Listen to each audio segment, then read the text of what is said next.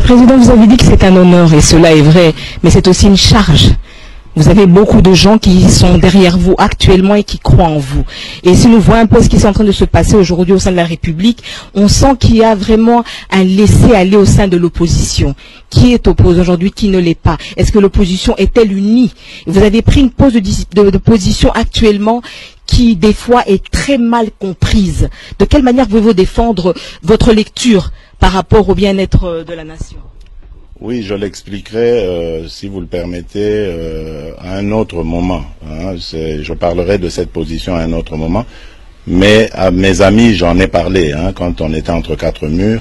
Mais ça fera vraiment l'objet de toute une conférence pour que j'explique cette position. Je suis le premier, comme vous pouvez vous en douter, à regretter ce cafouillage, cette cacophonie qu'il y a au sein de l'opposition. D'autant plus que j'ai investi ma personne à plusieurs reprises dans des réunions à Kinshasa et ailleurs pour qu'on ait un entendement commun. En fait, ce qui se passe, c'est simplement un problème de divergence de vue sur une stratégie. Et c'est malheureux de voir que certains d'entre nous n'ont pas eu à maîtriser leurs nerfs et se sont répandus comme ça sur les réseaux sociaux, mettant en péril cette unité de l'opposition qui nous est chère. Et nous n'avons pas le droit de nous comporter comme ça parce que toute une nation espère en nous.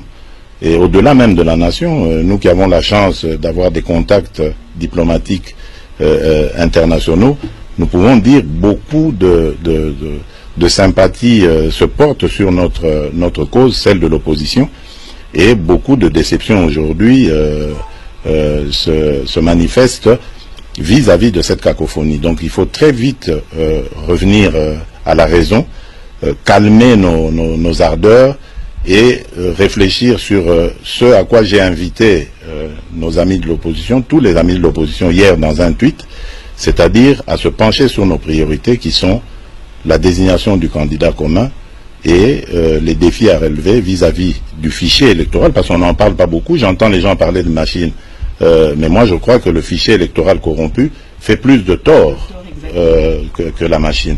Donc machine à voter et enfin fichier électoral et puis machine à voter.